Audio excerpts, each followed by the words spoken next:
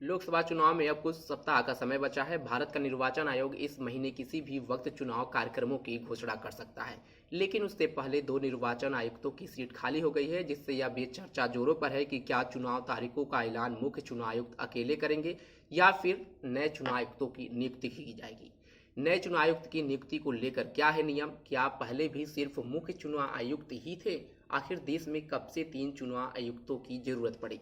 इस सब के बारे में आज हम अपने इस वीडियो के माध्यम से बताएंगे। वीडियो के लास्ट तक जरूर बने रहे। नमस्कार, आप देख रहे हैं इन खबर। मैं हूं सत्येंद्र शर्मा।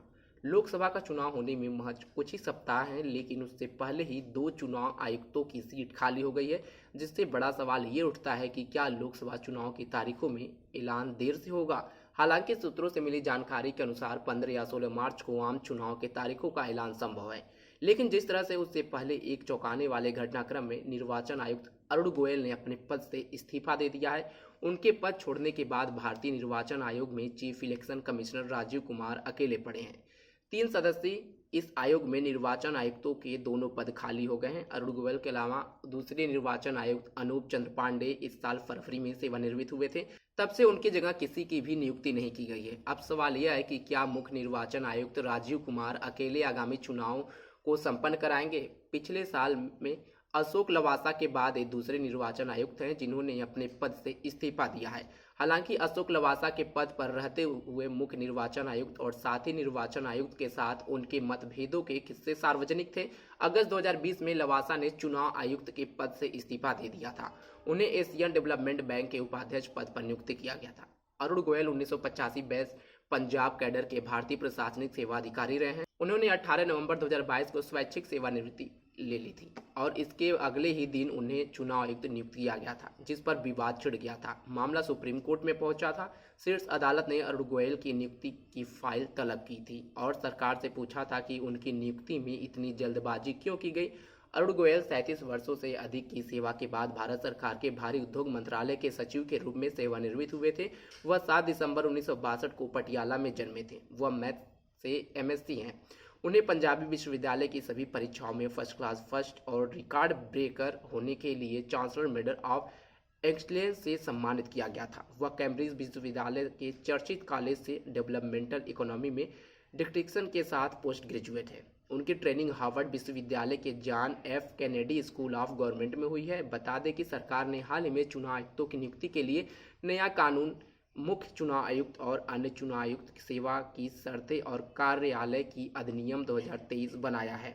नए कानूनों में चुनाव आयुक्तों की नियुक्ति की सिफारिश करने वाली चयन समिति से भारत के प्रधान न्यायाधीश को बाहर रखा गया है। नई चयन समिति में प्रधानमंत्री, उनके द्वारा नामित एक कैबिनेट मंत्री और लोकसभा में नेता प्रतिपक्ष शामिल है। नए कानून ने चुनाव आयोग सेवा की शर्तें और कामकाज का अधिनियम 1991 को रिप्लेस किया है। पुराने कानून के तहत चुनाव आयुक्तों की नियुक्ति की सिफारिश करने वाले सिलेक्शन पैनल में सीजीआई शामिल थे।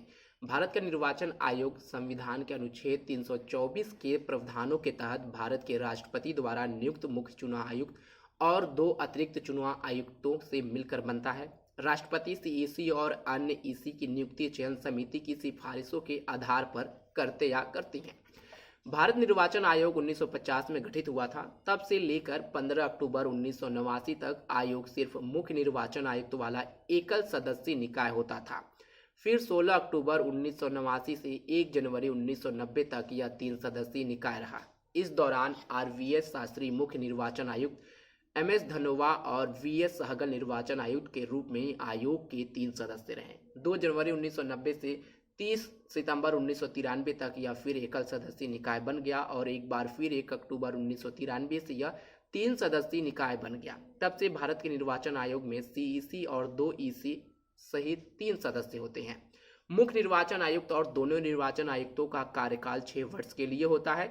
सीईसी की सेवानिवृत्ति की आयु 65 वर्ष और चुनाव आयुक्तों की 62 वर्ष होती है। वहीं चुनाव आयुक्त का पद और वेतनमान भारत के सर्वोच्च न्यायालय के न्यायाधीश के समान होता है। मुख्य चुनाव आयुक्त को संसद द्वारा महाभियोग के जरिए ही हटाया जा सकता है या फिर वह स्वयं अपने पद से इस्तीफा दे सकते हैं। भारत के निर्वाचन आयोग के पास विधानसभा, लोकसभा, राज्यसभा, राष्ट्रपति और उपराष्ट्रपति चुनाव संपन्न कराने की पूरी जिम्मेदारी होती है। अब देखना होगा कि कब लोकसभा चुनाव के तारीखों का ऐलान होगा, लेकिन इस समय जो मौजूदा हालात है उसमें मुख्य चुनाव आयुक्त अकेले पड़े नजर आ रहे हैं। इस पर आप सबकी क्या राय है जरूर बताएं। तब तक के लिए बने रहे हमारे साथ और देखते रहें इन खबर। धन्यवाद।